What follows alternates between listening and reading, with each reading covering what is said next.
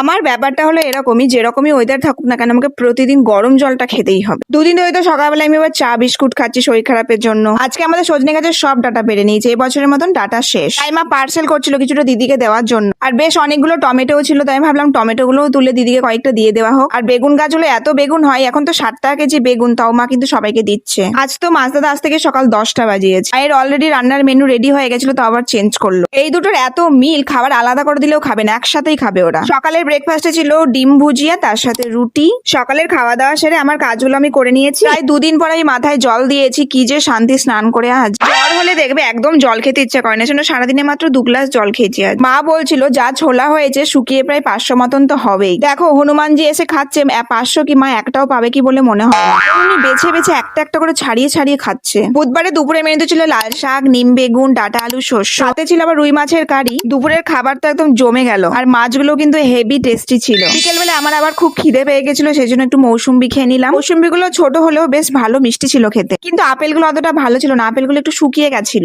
কালকের কথাটা মনে হয় মেঘ ইগোতে নিয়ে নিয়েছে, সেই জন্য আজকে জোরো সরোসে বৃষ্টি হচ্ছে। আমাদের বেরোনোর কথা ছিল সন্ধ্যে 6:30টার সময়, বৃষ্টি শুরু হওয়ার জন্য আমাদের আর বেরোনো হয়নি। এখন বাজছে 7:30। আমি আর মা রেডি হয়ে বেরিয়ে পড়েছি। সাথে আবার দিদি রুহি যাচ্ছে। রুহি গেছিল ড্রয়িং এ, ড্রয়িং থেকে এসে আমাদের সাথে যোগ দিয়েছে। যেতে যেতে দেখছিলাম রুহি কি কি ড্রয়িং করেছে, আর রুহি কিন্তু ড্রয়িং করতে খুব ভালোবাসে, আর ড্রয়িং গুলো কিন্তু বেশ ভালোই হয় ওর। তো চল এখন যাওয়া যাক। টোটোতে আমাদের বাড়ি থেকে মাত্র 5 মিনিটের রাস্তা। আমরা সবাই মিলে এসেছিলাম দর্জি কাকিমার বাড়ি। বেশ অনেকদিন পর কিন্তু এলাম দর্জি কাকিমার বাড়িতে, আর দর্জি কাকিমার ঘরটা পুরো চেঞ্জ করে ফেলেছে। আর আমি তো এসে বসে গেছি আমার একদম কমফোর্ট জোনে। কাকিমার বাড়িতে 30 মিনিট মতন ছিলাম, কাজ সেরে চলে আসি বাড়িতে এসে শুরু করে দিয়েছি চাউমিন বানাতে। ভাই চাউমিন নিয়ে এসেছিল, এখানে চাউমিন সেদ্ধ করা হয়েছে, চাউমিনের জন্য সব সবজি কাটা হয়ে গেছে। তো চলো এখন এক একে রান্নাগুলো করে নি। চাউমিন করতে তো বেশিক্ষণ টাইম লাগে না। আমাদের বাড়িতে প্রায় অনেকদিন পর চাউমিন রান্না হচ্ছে। ভাই যবে থেকে হেলদি খাওয়া শুরু করেছে তবে থেকে আমাদের বাড়িতে চাউমিনটা একটু কমই হচ্ছে। আমাদের চাউমিন পুরো রেডি, আর চাউমিনের কালারটা কিন্তু খুব সুন্দর হয়েছে। কালারটা যেমন সুন্দর হয়েছে, খেতেও কিন্তু হেভি টেস্টি হয়েছে। আর অনেকদিন পর চাউমিন খেলাম বলে বেশি ভালো লাগছে, কারণ আমার চাউমিন খেতে খুবই ভালো লাগে। চাউমিন খেয়ে তো রাত্রে ডিনার আমি কমপ্লিট করে নিয়েছি, দেন ফ্রেশ হলাম, স্কিন কেয়ার করলাম। তো চলো টাটা, দেখা হচ্ছে নেক্সট ব্লগে।